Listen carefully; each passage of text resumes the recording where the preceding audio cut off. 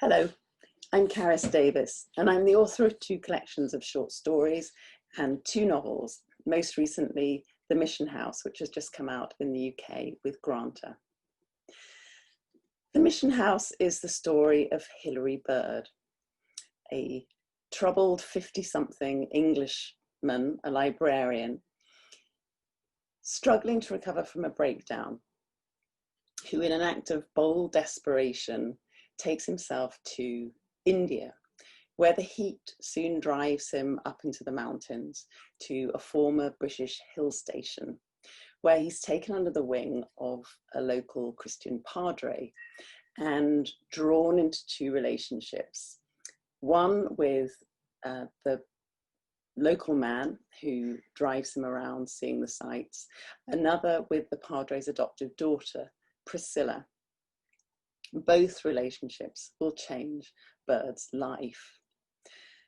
Complications arise because there's so much about the place, about the people he meets, about India, that Hilary Bird doesn't understand or even notice. And eventually the stage is set for a quiet tragedy.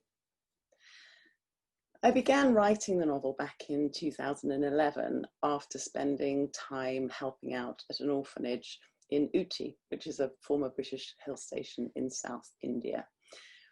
And I was so struck when I was there by the strangeness of being surrounded by all these relics of British rule, the imperial past, the botanical gardens, the artificial lake, the mountain railway, the old race course, the grand hotels. And I was also aware in the background of the creeping but powerful rise of Hindu nationalism, though I don't think anyone at the time would have quite predicted the chilling developments we're seeing now under Modi and the BJP. A friend, when I was there, told me a story which I couldn't get out of my mind, the story of an Australian missionary and his 2 young sons who had been burnt to death in their car by Hindu nationalists. And in the years that followed, I thought a lot, and I began to write a lot about this relationship between the place's imperial past and this nationalistic present.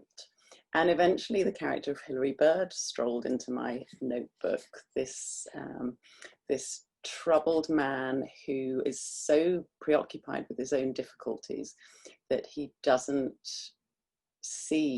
really see that what's going on around him, that these political and religious tensions are rising, just as he doesn't understand the feelings of the people that he meets. He just sort of blunders around in this unfamiliar place, falls disastrously in love, and eventually discovers what he is capable of. I very much like the Sydney Morning Herald reviewer's description of the novel as a story about vulnerable private lives being tossed around in the wild currents of history. Anyway, I'm going to read a short excerpt in which we'll join Hilary not long after he's arrived at the mission house. And at this early stage, he hasn't developed any feelings for Priscilla. In fact, he's terrified that the padre is thinking of him as a potential suitor for Priscilla.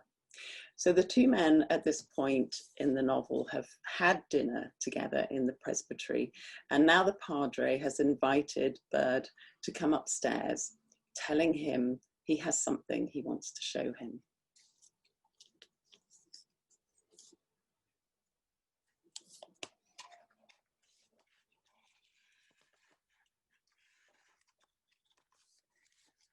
The trunk was blue and made of tin, like 100 others Bird had seen piled up in towers at the market and strapped beneath flapping tarpaulins to the roof racks of buses. The padre opened it. Did Mr. Bird know what it was? Bird hesitated. He was fairly sure he did. In spite of the meagre contents he could see inside, He was fairly sure he knew exactly what it was. Yes, said Bird. His mother and his aunt would have called it a hope chest. There were some embroidered tablecloths, an electric kettle, a thin roll of cash in a brown rubber band, a white saucer with a small quantity of gold jewellery on it. For Priscilla on her wedding day, said the padre. Whenever I can, I pop something in.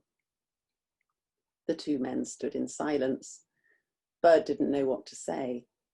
He had the feeling the padre was waiting for him to offer up a comment, but he had no idea what the right thing might be. He shifted the position of his feet and replaced across the top of his head a loose, thin strand of hair that had flopped out over his ear. He wondered if he was being invited to make a contribution of some sort, a pair of earrings perhaps, or an electric food mixer, or some cash. The price he was paying to stay in the little mission house was very low, far lower than he would have to pay at the Nasri Hotel or the Savoy. The padre had called it the missionary rate. Perhaps, thought Bird, he was being asked now to pay a little more on top, either in cash or in kind. Downstairs in the kitchen, he could hear Priscilla stumping about in her big boot. When I'm gone, Mr. Bird, the padre said softly, she will have no one.